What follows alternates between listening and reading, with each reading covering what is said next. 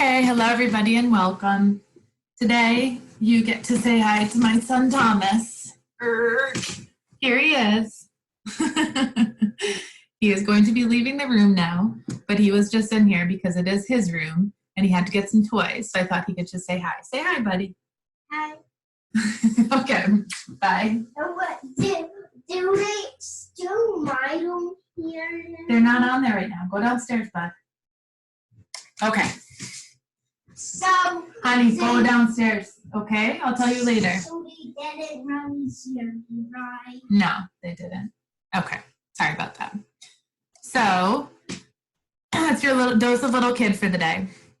So here we are today. This is video number 1 on April 1st, 2020, April Fool's Day.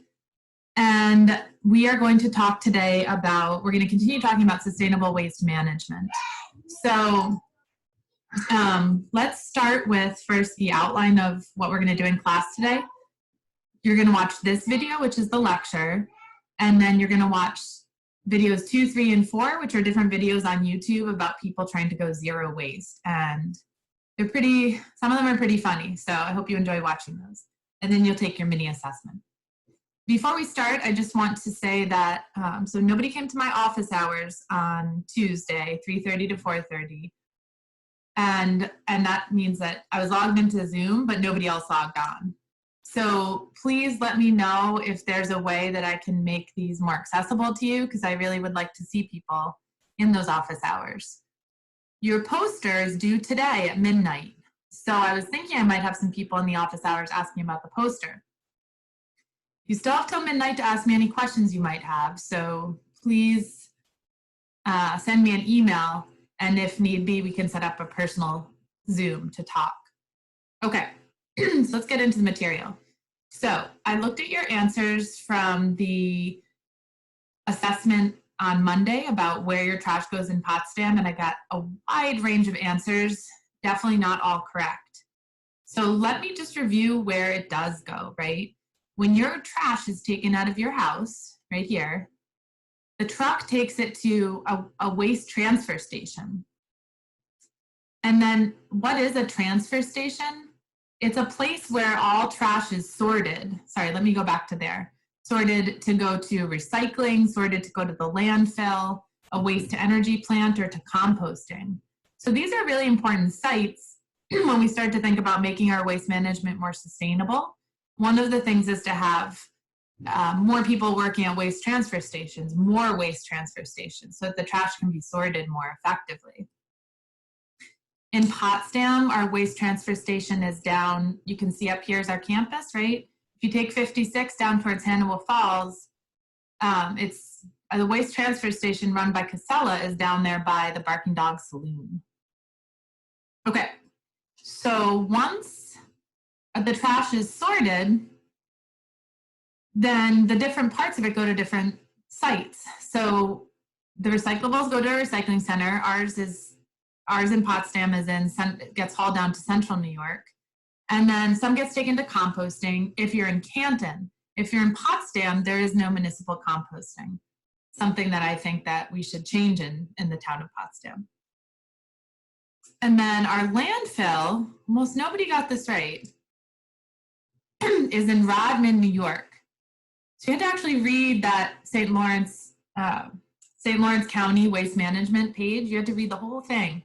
And it says that our current landfill is based in Rodman, New York. So here's Potsdam, here's Canton, and there's Rodman, New York, down south of Watertown. We have been using this landfill a long time. There used to be landfills in each town, or little dumps, but starting in 1992, they passed a law in the state that you can't do that anymore. You have to centralize the waste disposal, which has the benefit of having fewer communities affected by it, but the community where it is affected more because it's bigger, right? So that's our trash management system here where we live. So I want you to think about as we go through the lecture, what parts of that could be, where would be the targets for making them more sustainable? Okay, and the main target is not like where to put a landfill. That would be a better place to put a bigger landfill, but how can we reduce our dependency on landfills? How can we make less garbage go into the landfills? That's the end goal, right? And here is how in a nutshell. So we have to decrease the amount of waste that we produce, right? We already know these. We have to refuse, reduce, and reuse. And the videos you're going to watch, the videos 2 and 3, are about individuals trying to do this in their own life, trying to achieve the zero waste lifestyle. And then we're still going to produce some waste, though. There's no way around that. Once we get that waste, we have to make sure that these transfer stations are really well equipped to separate out all the possible waste that can be recycled, composted, or repurposed, right? Rather than going to the landfill. So that's called landfill diversion. You already made some garbage, try and keep it out of the landfill. So I want to talk about how far we can take these 4 that we remember from class: reduce, reuse, recycle, refuse. How far can we take those? So we probably all reduce a little bit, right? Maybe you turn the lights out when you leave the room. We all reuse. Hopefully, well, now that there's no plastic bags in the state of New York, hopefully you're all using reusable grocery bags. Hopefully everybody recycles. As you saw on the St. Lawrence County website, it's actually illegal to not recycle in the state of New York. It's just not very enforced. And then, of course, the one that you maybe hadn't heard before, to refuse. So not to buy things with heavy packaging, unnecessary packaging in the first place. So I want to talk about doing this at multiple levels: personal, university, and city or town. So right now we're going to talk about going zero waste at the personal level. And I have 2 videos up on Moodle for you guys to watch. And these are one by Lauren Singer, who's founded this organization called Trash is for Tossers and fits all the waste she's created in 5 years in a mason jar. And then one of them is these 2 really likable girls who are trying to make a zero waste meal from the dollar store.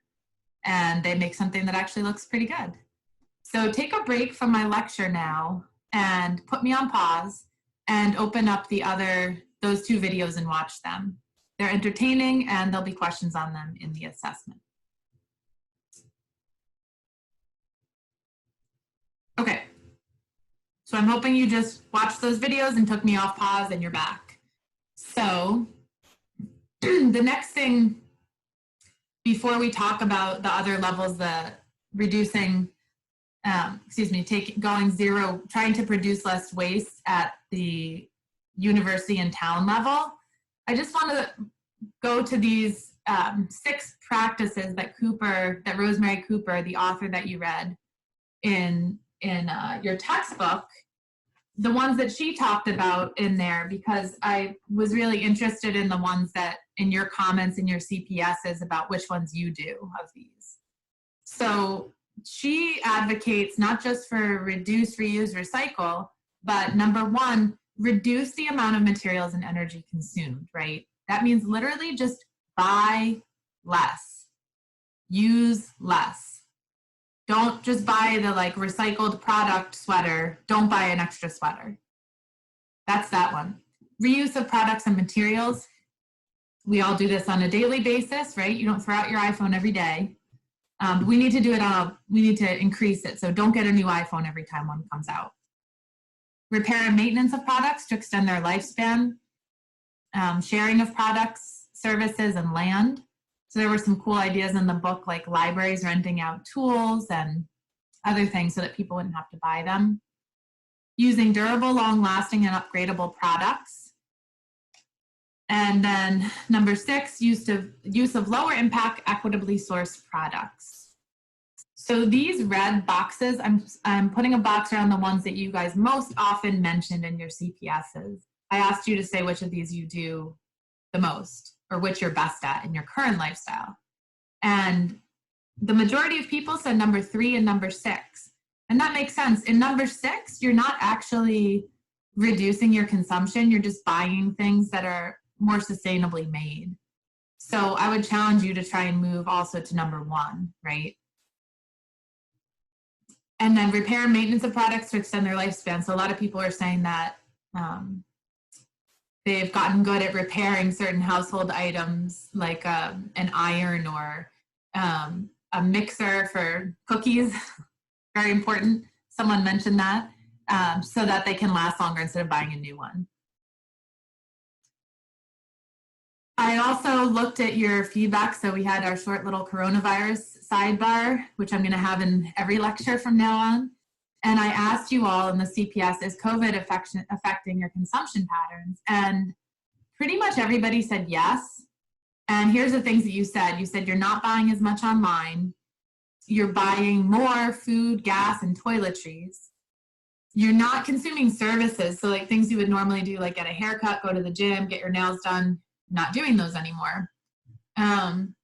People aren't going out to restaurants, but they're buying more takeout, making food and coffee at home instead of buying out, spending money differently because it was your parents' money. Several very honest people mentioned that they might be buying like more snacks and stuff because now they have access, now they're like living in their parents' house again and it's their money. So that's fair.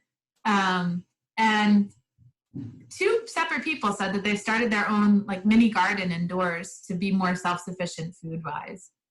So these are great. It was really interesting to read, and I just wanted to encourage you to think about potentially continuing some of these post-coronavirus.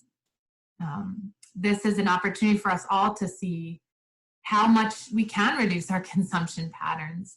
We're being forced to, but when this is over, are we going to go back to exactly the way things were? Or can we continue these patterns a little bit? Okay, so what about sustainable waste management, trying to get to zero waste at the university level? Well, since you already watched video 2, the video of Laura Singer, you can see that it was done in collaboration with the University of California. And they are one university that set a zero waste goal for 2020. Oh, it is 2020.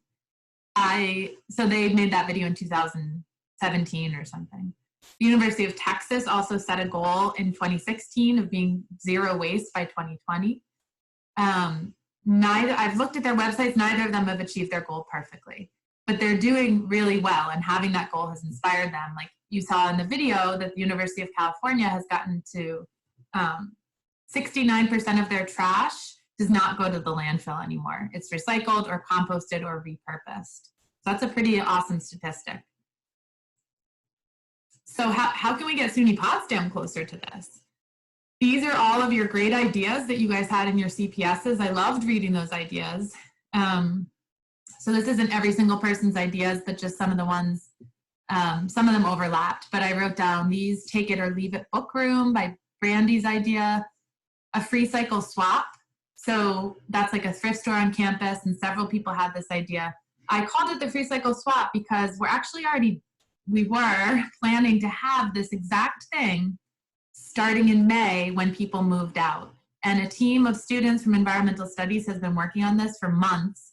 It's called the free cycle swap, and it's going to be like a big tent outside the dorms where when you are moving out of your dorm, you can leave things you don't want and anyone else can take them for free. And we're going to have music and food there. It won't be till next spring now, but stay posted. If you're interested in getting involved in that, please do, because we'd love to have more people volunteering with that project. Okay, other cool ideas: making biodiesel from grease waste, repair cafes, making community or shared meals, having a flea market in the quad. I think that'd be really fun. A community garden, and clothing swaps. So these are all really good ideas that I hope we can see some of them implemented, at least the free cycle swap and some of the take it or leave it ideas within the time that you're on campus.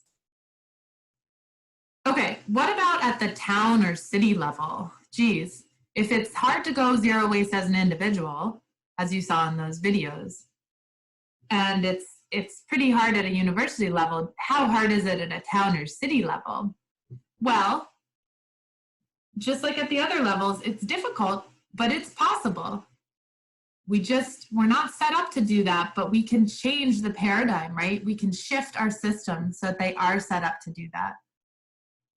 So I put a video for you on Moodle, and this is video number 4. that's about San Francisco's efforts to become a zero waste city. And it's really cool to see all the things that they're doing on the municipal level to make sure that all the trash that comes into their transfer stations, that's what's behind this woman here, is sorted so that almost none of it is going into the landfill.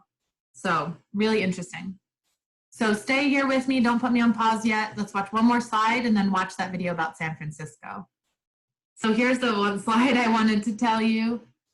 Said this at the beginning of the lecture, but work on your campus community poster projects. The due date's today, right? Today at midnight.